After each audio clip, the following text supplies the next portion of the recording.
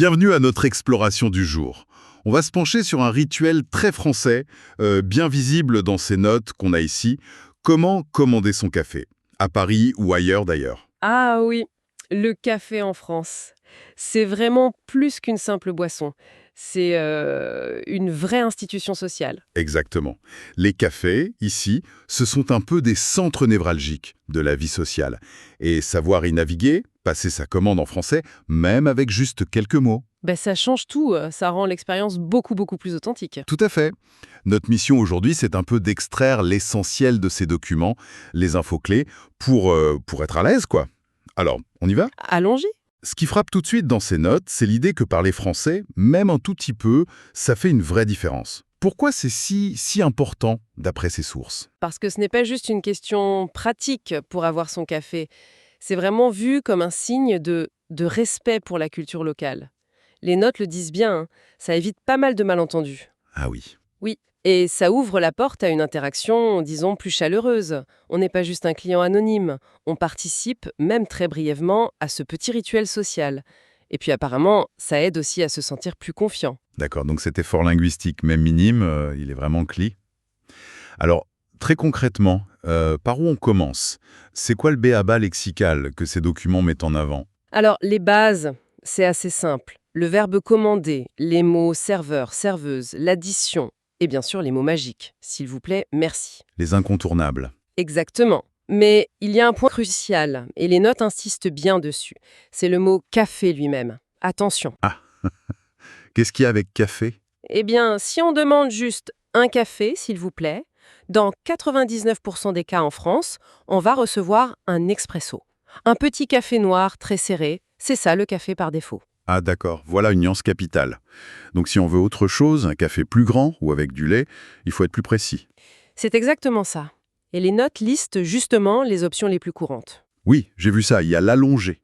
Oui, l'allongé, c'est un expresso auquel on a ajouté de l'eau chaude, donc un peu plus dilué, plus grand. Ça se rapproche un peu du café filtre américain, mais ce n'est pas tout à fait pareil. D'accord. Et la noisette? Alors la noisette, c'est un expresso avec juste une petite goutte de lait froid. Vraiment juste une touche. Ça fait une couleur noisette, d'où le nom. Simple et efficace. Et à ne pas confondre avec... Le café crème, lui, c'est différent. C'est plus grand, avec beaucoup plus de lait, souvent du lait chaud, parfois mousseux. C'est un peu l'équivalent du cappuccino, mais à la française. On le boit plutôt le matin, traditionnellement. Très clair.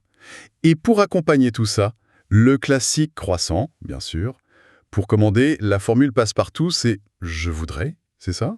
Je voudrais, ou même un simple un espresso, s'il vous plaît. Ça marche très bien. La politesse avant tout. Justement, la manière de faire. Au-delà des noms et mêmes, les sources insistent là-dessus aussi, non? Sur l'attitude, la politesse. Ah oui, c'est fondamental. Le bonjour en entrant, même si le serveur a l'air débordé. Le s'il vous plaît pour la commande. Le merci quand on vous sert ou quand on part.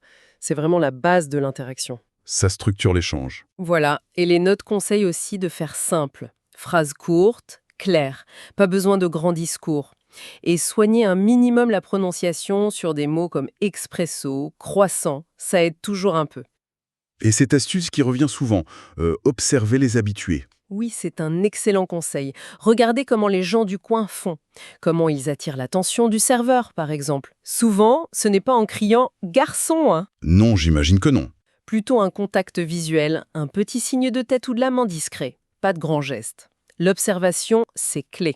D'accord. Et si, malgré tout, on a un trou de mémoire, on panique, le mot juste ne vient pas? Alors là, les documents sont assez unanimes. La simplicité et la description. On a oublié le mot noisette. Pas grave. On dit « je voudrais un café avec juste un petit peu de lait froid, s'il vous plaît ». D'écrire simplement. C'est ça. Ou même, si on est au comptoir, on peut montrer discrètement ce qu'on veut. L'important, c'est vraiment de montrer qu'on essaie de communiquer avec respect. Ce n'est pas un examen de français. Bonne approche. Les sources mentionnaient aussi de regarder des vidéos ou de commencer petit. Oui, regarder des scènes de café, ça peut désinhiber. S'entraîner avec 2 ou 3 phrases types avant d'y aller. Et oui, peut-être choisir un petit café de quartier plus calme pour sa première commande, plutôt que la grosse brasserie bondée des Champs-Élysées. Ça peut aider à prendre conscience. Logique. Bon, alors, si on devait résumer les points essentiels tirés de ces documents. D'abord, comprendre que un café, par défaut, c'est un expresso. Oui, crucial. Ensuite, maîtriser quelques termes clés. Allongé, noisette, crème, l'addition. Et surtout, la politesse. Bonjour, s'il vous plaît, merci. La base. Simplement, sans chercher la perfection. C'est tout à fait ça. C'est un mélange de vocabulaire ciblé, de codes sociaux, de politesse et d'une lecture de l'environnement. C'est moins une question de langue pure que de volonté de s'intégrer respectueusement dans ce moment social. Très bien résumé. On voit mieux maintenant ce qui se joue derrière une simple commande de café.